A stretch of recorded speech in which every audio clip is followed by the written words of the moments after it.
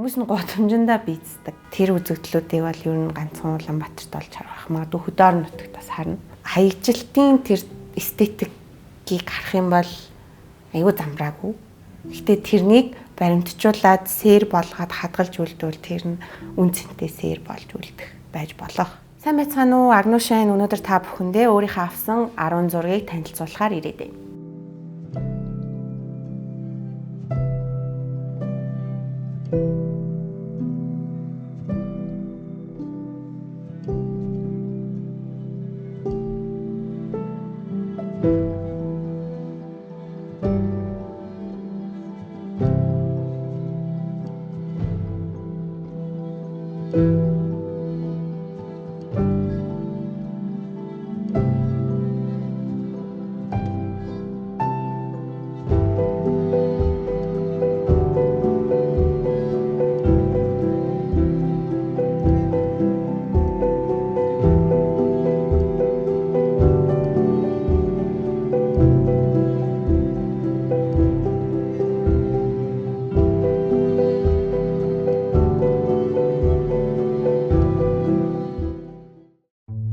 Тийм 2017 онд яг манай аавын нэг уран бүтээлч найз нь миний авсан Instagram дээр тавьсан зургуудыг хараад охиндоо камер авч өгөөч гэрэл зурагчин болохоор юм биш дээ гэж зөвлөнгүүт аав яах вэ? За яах вэ? Нэг камер аваад өгье гэх. Надаа хамгийн анхны Olympus камерыг авч өгч исэн. Тэгээ тухайн үед яг камера авчаад модель надад байгаагүй, студ байгаагүй. Тийм төрлийн гэрэл зураг авъя гэхэд дэндүү түүхтэй санагдсан болохоор хамгийн анх гудамжин зүгээр гарч исэн. Гудамжинд яг гэрэл зураг авсан эхний өдөр бол гайхамшигтай байсан. Маш энгийн үйл явдлуудыг олж харсандаа дэндүү сэтгэл дүүрэн байсан гэх юм уу. Бид бүгдийн алхдаг энэ гудамж А цэгээс Б цэг рүү алхдаг тэр орчин маань өөрөө ямар олон бидний анзаараагүй хором мөчүүдийг тээж идэм бэ гэдгийг хамгийн анхны өдөр анзаарч исэн. Үн цэнтэй гэхээс илүү зүгээр би өөрийгөө анзаарч ийн, мэдэрч ийн, харж ийн гэдэг тэр мэдрэмжинд дэндүү хүчтэй байсан. Бид бүгдийг анзаардаггүй ямар олон хором мөчүүд бидний хажуугаар өнгөрч идэм бэ? Бид нар яагаад энэ зүйлд үн цэн өгдөг юм бэ гэдэг тэр бодлууд, тэр мэдрэмжүүд дэндүү хүчтэй байсан болохоор аз жаргалын нулимс ер нь л урсан. Тэгээ тухайн үед өөрийнхөө мөрөөдлийг ирж хайж исэн үе. Яг миний пашн юу юм те? Миний замнал юу юм? Маш олон төрлийн юм оролдоод үзсэн байсан үе байхгүй юу? Тэгээд яг гудамжинд гараад камераараа тухайн мөчүүдийг олж хараад энэ л юм бэ гэж бодсон.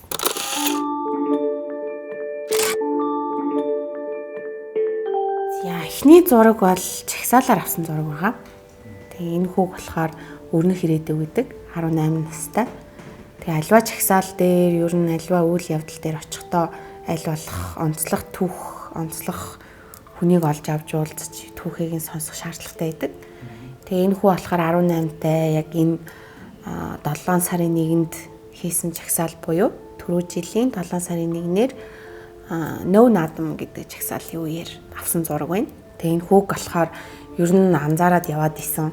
Тэг яг ингээд анзаарагдах хүмүүс нь анзаарагдаад яваад идэг чагсаалын үеэр хэд таарад ганц хоёр үг солиод тэг сүүлдээ яг нэг ярьж суугаад ер нь бол энэ хүү энэ чагсаалыг ихлүүлсэн болж таарсан. Тэг энэ хүүгийн хүргийг заавал авах хэрэгтэй гэд яг ийм бамбар асаацсан байж хат найлуу зогсож байгаарэ гэд авч исэн. Айгу улаан ийм бамбар ихтэй тийм улаан юу гал шиг ийм бамбар асаасан моментууд маш их байсан. Тэг айгу сүряал байсан. Тэг анх удаа би ийм бамбар асаацсан чагсаалаар зураг авч үзсэн. Тухайн үед яг бүх талбай дээр зураг авч исэн хүмүүс бүгд гэртээ харьцгаацсан.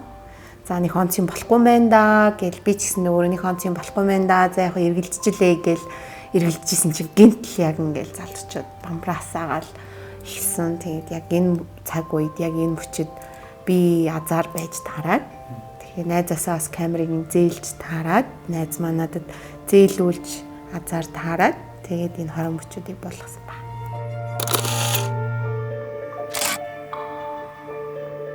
Тэг яг жагсаалаар зураг авах нь юугаараа аюу гоё байдаг вэ гэхээр маш олон хүн байдаг. Тэгээ маш олон хүн дунд төдийлөн зурагчныг анзаардаггүй. Тэгэхээр би бол төдийлөн анзаардахгүй яг тэр хүмүүсийн драйв, тэр хүмүүсийн энэ бориглцсан байгаа энэ орилж байгаа ч юм уу те чагсаал хийж байгаа энэ хорон мөч дундуур нь яг л усан дорсон загас шиг урсах айгүй гоё боломж үүсдэг. Тэгтээ тэргүй чагсаалд очсон хүмүүс аа болохоор зураг авч байгаа хүнийг бол бити зураг аваад байгаа гэдэг ч юм уу те. Манайхан бол нэлээд зураг авахлах дургүй хүмүүс.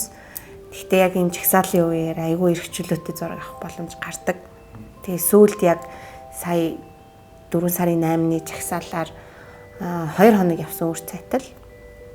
Тэгээ цагдаа ахнараа би 50 жагсаж байгаа шүү гэд энэ залуу цаана маш олон цагдаа нар ингээд бүсэлцэн цаашаа нэг гарахгүй маш одоо их тэнгэрийн амлуу ерөөсөө хэнийг ч гарахгүй гэд хамгаалцсан байж хатан цагдаа ахнараа би 50 жагсаж байгаа шүү гэ өөрөө энийгээ зогсож байгаа энэ кадр байна.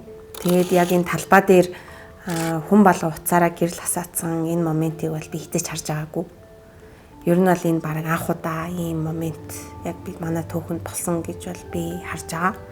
Ийм олон залуучууд, ийм олон хүмүүс цуглаад бүгд уцаа хасаагаад яг ингэж чагсаж сууж 50 жагсаалаа өргөжлүүлсэн момент бол ер нь миний мэдхийн бол анхных байсан учраас энэ бас миний сэтгэлд айгүйх тод үлдсэн. Сэтгэл бас хөдлөгсөн.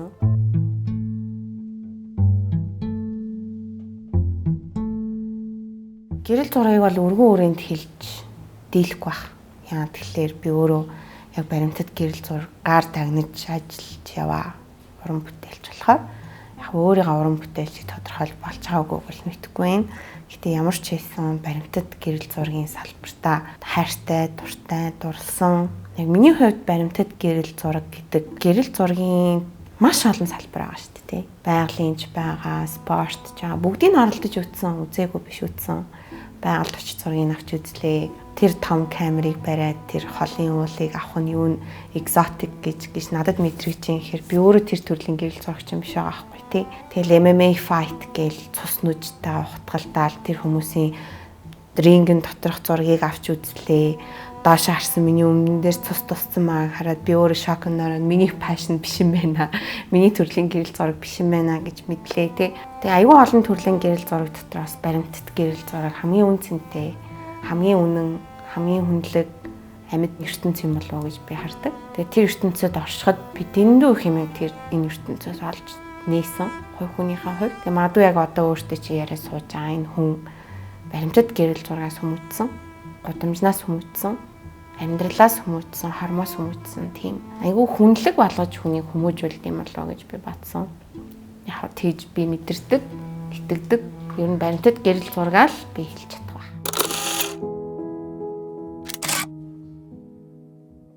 Тэгээ 2017 онд Баруун аймгаар явж исэн 3 сар тасралтгүй тэгээ өглөө босоод ерөөсөө миний хийдэг ажил батарейгаа цэнгэлсэн батарейгаа аваад камера аваад багийнхнаасаа салаад тэгэл тэр очсон байгаа сумаараа ч юм уу аймгийнхэн төвөөр ч юм уу тэр газраар хүмүүстэй танилцаад ер нь бол алхаж зураг авч явдаг байсан. Тэгэл янз янзын танихгүй айлаар орно, танилцсан юм ярина зураг аавна, гараа явна. Ер нь бол өөрийгөө би яг юу гэж боддгоо гэхээр тэр хүмүүс намайг санахгүй тэр хүмүүсийн хувьд би зүгээр л камертай нэг хүн өнгөрөөл явсан нэг тийм түүх.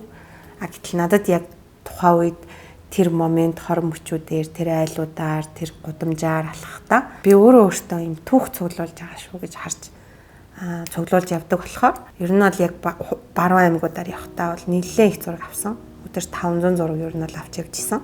Яг энэ охины гэрэл зураг дээр гэх юм бол энэ охины яг энэ өнгөт зураг нь угаасаа яг манай үзэсгэлэнгийн постэр дээр тавигдаад ер нь яг урдаа барьсан зураг нь болж явсан. Гэхдээ энэ харцагаан зураг надад илүү таалагддаг. Яа чи энэ хорон мөч гэдгийн давтагдшгүй энэ байдлыг илүү хадгалж чадсан зураг юм болов уу гэж надад мэдрэгдэг. Тэгэхээр энэ охины яг энэ нуснгаа очсон. Тэгээд энэ салхинд хээр талын салхи ямар хүчтэй идэг лээ. Тэгээд хацрын сайр, нуснгаа очсон. Яг энэ композиц надад ягаад ч юм одоо гэдэг тэр эссенсийг айгүй гой хадгалж үлдсэн юм болов уу гэж надад санагддаг. Надад тэрнийг сануулдаг гэх юм. Энэ хосуудын инээлж байгаа энэ кадрыг яг сум болгонд ер нь бол ганцхан л төв зам байдаг. Сум болгон ганцхан төв замтай. Тэр төв замаар төв бүх юм бийж идэг. Дэлгүүрнч байдаг, баарнч байдаг. Тэрнийх урт биш.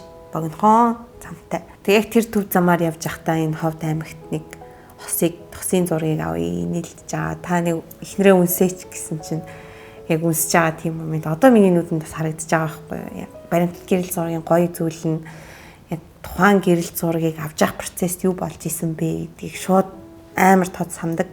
Магадгүй амьдралд тохиолдож байгаа зүйлүүдэд би нэг төдийлөн санаад байдаггүй ч гэсэн яг буулгасан энэ гэрэл зургуудын ард болж исэн төөх, ярьсан яриа, харилцсан яриа, юунаас эхлээд тэр хүн надад зураг авахыг зөвшөөрсөн гэх мэт тийм юмудаа айгүй сайн сандаг.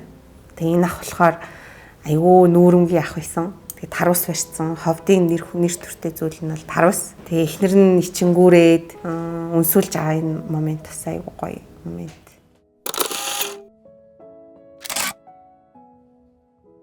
Одоо 2 хосын хөрөг байгаа. Тэгээ энүүгээр хүмүүс үзэсгэлэнд хамгийн анх удаа оролцохдоо энэ зургаараа шалгарч оролцож исэн. Яг надад юу нь таалагддаг вэ гэхээр энэ нөхрийнх нь нүүрэн дээр туссан энэ сүүдэр тэгээд энэ эхнэрийнх нь нүүрэн дээр туссан энэ гэрэл хоёрын пропорцийг адилхан бисэн. Тэгээ энэ хоёр захт нь нэгэн сүүдэр нэгэн гэрэл тэгээ нэгнийгаа бүрэлдүүлж байгаа гэдэг тэр зүйл яг тухайн үед зургийг авахд надад мэдрэгдэжсэн. Тэгээ энэ хоёр болохоор одоо босод эхнэр нөхөр хоёр тэг гэр бүл болоод амьдраад явж байгаа тийм Баяуулгийн аймгийн нэг суманд амьдардаг хосууд байгаа. Тэгээд анх нөхөр нь болохоор энэ хоёр ч одоо хүмүүс чинь төдийлөн Монголд байхгүй шүү дээ ховор тий. Тэгвэл яг Баяуулгийн аймгийн яг энэ суманд энэ хүн амьдарч байхдаа надад хизээч яг над шиг хүн олдохгүй бах. Би өөр димээрээ ганцаараа байх бах гэдгсэн нэмэгтэйгийнх нь их чинь өөр сумаар аялж явж байхдаа энэ бүхрийг нь хараад ийм хүн бас байгаа юм шүү дээ. Хоёр танилцаач гээ. Тэгээ тэр хоёр анх танилцаад хүүхдтэй болоод тэгээ амьдарч байгаа юм билээ одоо. Тэгээд эхнэрийнхээ хичээн хүүхдийг бас өргөж аваад ер нь бол айгүй тийм мундаг гэр бүл байсан.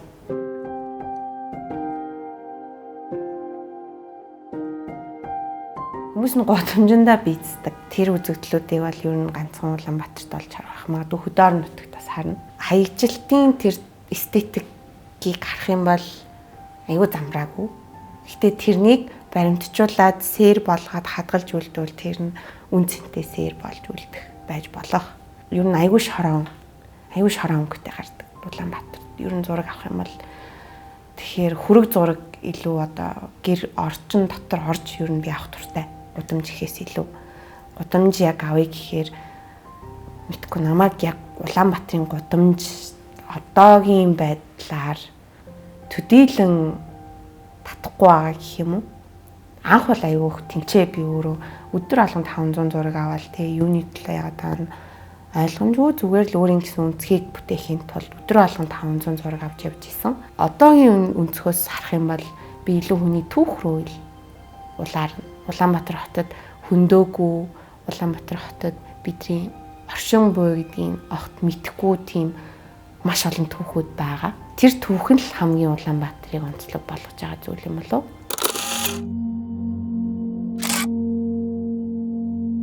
Энэ залуугийн хүрэг болохоор яг өөрийнхөө амийг 2017 онд хорлох гээд хан дээрээ ердөө л амьдралаа авахд 5 секундчтэй гэдэг тийм утга санаатай үг бичингүүтэй. Тэгээ амиа хорлох гэж оролдож исэн. Энэ орлого нь 3 дахь орлого гэсэн өөрийнх нь амиа хорлох. Тэгээ тэр ханныхаа өмнө надаар хүргээ ингээд ахуулаад сууж байгаа байдал нь харагдчихээн. Тэгээ яг гэрт нь очиод ер нь дөрвүүдийнхаа зургийг авах гээд гэрт нь очих шаардлагатай болно. Гэрт нь очиж авахаас өмнө танилцсан, өөрийгөө итгүүлнэ. Ер нь маш их процесс болдог л доо. Тэгээ тэр хүнтэйгээ танилцаад за би нэг юм сурал хийж аамаа гэж танилцуулах шаардлага гарна. Тэр хүн за гэ намайг илүү таньна тий. Тэнгүүтээ за одоо хоёулаа хаан зураг авах уу гингүүт гэрт ч аавъя л да гэдэг мэдээж ирийг надад санал ирнэ. Тэнгүүд эхлээл зарим нэг нь өгөөг нь зарим нэгэнд хийг нь. Тэгээ энэ залуу болохоор айгүй нээлттэй намайг хүлээж авч исэн. Тэгээ өөрийнхөө өрөөнд оруулаад ер нь бол нэлээд их зураг авахулсан. Гэтэ тэр дундаас яг хамгийн түүхэн гэж тодтогдох зураг нь юм болов уу гэж миний хувьд бодож байгаа. Энэ залуу болохоор шизофрени өвчтэй байхгүй юу? Амиа хорлох болсон шалтгаан гэвэл ерөөсөө яг тийм өвчнөөсөө л олж байгаа гэж өөрөө бол тайлбарлаж байгаа юм. Би бол эмнэлгийн тэр суур мэдлэг болоод эмч биш болохоор өөрийнх нь хэлснээр л энэ түүхийг нь хадгалж авч үлдсэн. Амиа хорлолт гэдэг юм бол энэ нэг зураг байгаа байхгүй юу? Энэ шивэсийг хийлгсэн шалтгаан нь одоо энэ хөлн дээрх сорвоо нуух гэж. Сорвоо if you're still breathing you're the lucky one гэж байгаа байхгүй. Хэрэг чи амьсгалж байгаа бол чи хацтай гэсэн үг. Тэгээ энэ охин болохоор амиа эвгүүтэх гээд маш олон удаа оролдож исэн. Тэгээ энэ бол тэр хүний ертөнцөөр хэрвээ энэ амиа хорлолт гэдэг зүйлийг харах юм бол тэр хүн өөрийнхөө эрх гэж боддог. Би өнөөдөр амьдраад би өөрийнхөө амьдралыг авахд яагаад хин нэгэн орж ирээд те яагаад намайг гэмтлийн имлэг дээр торгоод байгаа юм бэ гэдэг зүйлсийг хүртэл надад ярьж өгч ийсэн. Гэхдээ энэний мөн чанар болоод энэний зөв бурууг бол хизээч би бол шүүхгүй. Мөн энийг үзэж байгаа хүмүүс бол хизээч шүүхгүй. Магадгүй энэ зүгээр үнэн болохоор тийм энэ зүйл байгаа болохоор би энийг хадгалж авч баримжуулж үлдэх ёстой гэдэг тийм менталити, тийм өнцгөр ер нь бол харж энэ зургийг авсан. Магадгүй би эрүүл сэтгэхгүйгээр энийг харангуйтаа энэ ямар сони гэж шүүж болно. Гэтэл яг үнээр дээр тэр хүний хувьд юу байгаа вэ гэдгийг аюул сайн гэрэл зурагчны хувьд, баримтат гэрэл зурагчны хувьд энэ түүхийг ярих гэж байгаа хүний хувьд маш сайн ойлгож, наад цаамдах цензурыг нь маш сайн хүндэлж ийж энэ сэдвийг хүүрнэ үү гэхээс шууд юугүй зургийг аваад тавиал ингэдэг зүйл бол бас биш юм шиг байгаа юм л да. Тэг би болохоор илүү хүнд сэдв рүү орсон юм билээ. Тэгээд яг энэ сэдв хүндтэй тэр хэрэг уусаа мэдрэгддэг. Өөрөө ингээд айгаад эхэлдэг.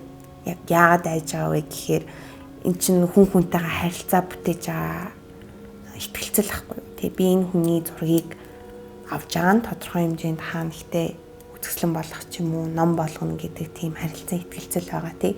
Тэгэхээр тэр түүхийг би ярихын тулд би өөрөө энэ үнэнгээр нь энэ хүмүүсийн үнэнгээр урсаж явах хэрэгтэй. Урсаж чадаагүй тохиолдолд надад ярих эрх байхгүй гэдэг тийм үнцэг гэх юм.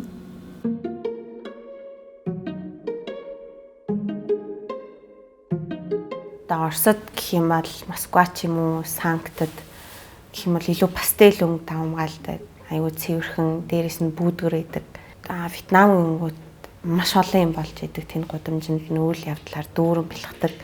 Манай Улаанбаатар хотын үйл явдлыг харах юм бол аюу хаагдмал. Зүгээр хүмүүс А цэгээс Б цэг рүү хүрэх гэж лалхаж явдаг гэх юм уу. Барилга байгууламжийн хувьд аюу бүүсгэр, нэлээд шорон, их замраагүй. Гэтэ тэр хаос дотор онцлог зүйлүүдийг барьж авна гэдэг бас нэг өөр үнцэг л ахaltaа.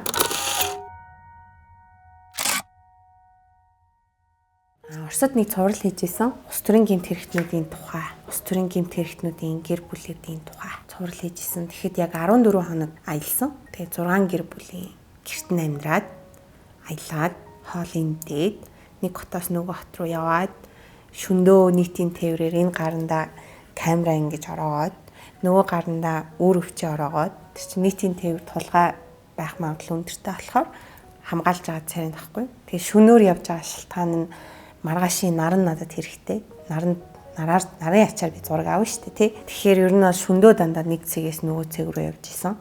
Тэгээ Москвагаас тэр чинь айгүй хол газар явж исэн л да. Челябинск, Уфа, Тольятти гэл. Тэгээ айгүй хол газар байдаг болохоор ер нь бол айгүй урт хугацаанд тэр дөрүүдээ эхлээд олох шаардлага гарсан. 2-3 сар ер нь бол сар хагас 2 сар ер нь бол яг энэ дөрүүдээ хайж олсон. Тэгээ дөрүүдээ хайж олохоос гадна итгүүлэх хэрэгтэй. Итгэх процесс явна.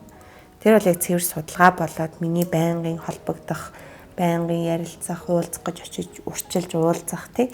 Тэр итгэлийг төрүүлэх тэр процесс маань яваад тэгээ бүгд окей гээд бүгднтэй тохиролцоод яг 2-7 хоногийн турш 4 хотоор 6 айлаар 7 айлаар гэрээр нь хоноглоод зураг авахар тохиролцоод ер нь бол явсан.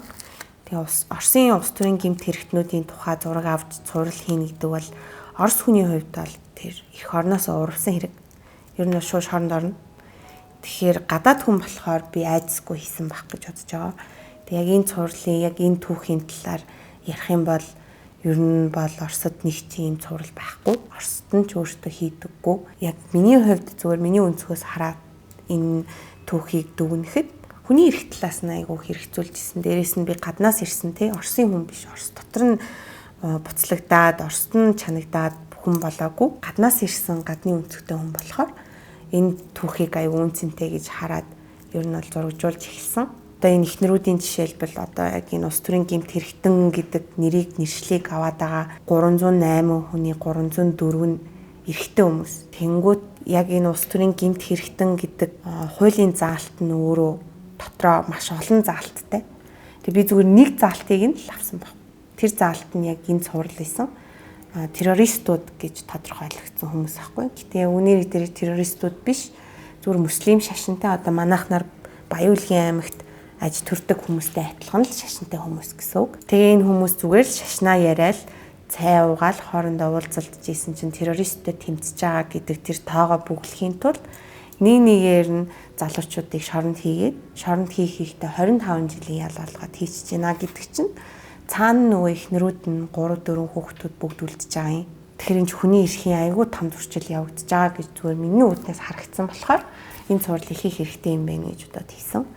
Тэгээ энэ хоёр эмэгтэй болохоор яг Тольяттид байдаг. Хоёр нөхөр нь хоёулаа шоронд орсон. Тэгээ энэ хоёр найзууд. Тэгээд энэ хоёрын зургийг авахаар яг энэ юун дээр очиж исэн. Далаа дээр нь. Тэгээ энэ хоёрын бас тэрвэрлэгдсэн байгаа зураг байгаа. Цастай айгүй хөтөн байсан. Тэгээ энэ хоёр ч айгүй хөөрхөн намайг дагуулж яваад цэцэг мэцэг замаараа аваад миний зургийг л хөндлөж байгаа байдал нь ч тий. Дэлгэх зураг бол маш их байгаа. Тэгээд яг энэ цувралын хүрээнд энэ 100 үзэсгэлэн гаргая гэж бодож байгаа. Тэг өмнө нь би гудамжинд үзэсгэлэн гаргаж үзчихлээ. Тэг вандализм үзэсгэлэн гаргаж үзчихлээ. Гэртээ гаргаж үзлээ. Тэ одоо байж болох бүхий л харгаар үзэж байгаа байхгүй юу? Орон нутагт нь хамгийн анхны байгуулагдсан галерейд нь үзэсгэлэн гаргаж үзлээ. Тэ одоо бол яг галерейн түвшинд очих хэмжээнд бол ирсэн гэж бол би өөрийгөө харж байгаа. Тэгээ энэ цуврал аваад яг галерейн түвшинд л гаргамаар байна. Гой гэрэлтэй, айгүй яг гэрэл зургийн салбарт нь хүндлэгдэхүйц, хэвлэлттэй, дэглэлттэй, тий яг баримтат гэрэл зураг гадны магнумын гэрэл зураг чинь яаж үзэсгэлэнгээ гаргадаг яг л тэр стандартын дагуу хоттоо үзүүлж толиулах хэрэгтэй юм болов уу гэд ер нь л ажилд орсон байгаа.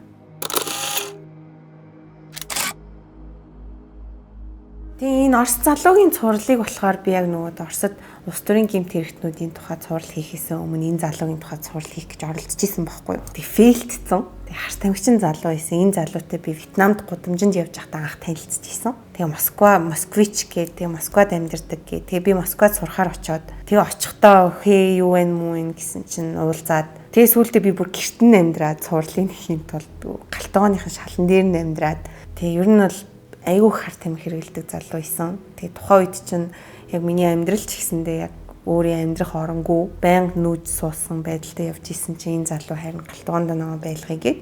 Тэгээ галтгоонд нь байхдаа ер нь яг энэ хүнийгээ би ерөөсөө дүр гээл дээшээ тавьж байгаа шүү дээ. Миний дүр. Би энэ хүний тухай түүх өгүүлж ийн гэл тэр чинь тэр дүрээгаа ингэж л харна шүү дээ. Тэгээд тэгсэн яг процессын дунд 2-7 хоног яваад ер нь бол би энэ хүний тухай өгүүлэх ёсгүй юм байна. Энэ хүн бол дүр болох үн цэнтэй хүн биш юм байна. Би зүгээр төр зургийн сэтгэл хөөрөлтөд автаад энэ хүний тухай цуврал хийхээр болцсон юм байна. Тэгээд бид хоёр муудаад салж исэн байхгүй юу. Тэгээ ер нь бол яг энэ түүхийг ярихад бол нэг инээх түүх бол биш. Яа тэгэхээр одоо энэ хөвөд болсон. Тэг миний яг цуврал хийж исэн зургийг авч исэн хүмүүс дотроос өөд болсон цор ганц хүн. Тэгээд аюу хүн тусд юм бэлээ. Яа тэгэхээр энэ авсан энэ зурагнаас гадна зөндөө зураг би авсан байгаа шүү дээ. Яг энэ зургийг ингээл харах болгонд тэр хүнтэй ярьж исэн яриа. Тэгэл яаж өвд болсон түүх мөхийн хүртэл би сонссон тэр бас л crazy л дээ. Тэг яг фейл байсан. Яг энэ цувралын хувьд бол би бүр багш дээрээ авчираад 100 зургийг ингээд жижигээр хевлээд ер нь баримтат цуврал хийж хахад дандаа хевлж хан дээрээ үрж ажилдаг байхгүй юу. Тэс чинь хичээл дээрээ би авчираа шалаар дүүрэн тэр зургуудаа өрөөд одоо яах вэ гэд би тэгжсэн байхгүй. Энэ болохгүй байх, бүтэхгүй байх, энэ хүн биш ээ гэд.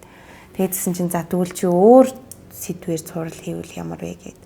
Тэгээ яг энэ залуугийн гэрээс яваад харилцаагаа таслаад өндөрлж исэн. Тэгээ сургуулийнхаа дундуур коронавигоос болоо Монголд ирэхэд өөд болцсон гэдэг мэдээ надад ирж исэн.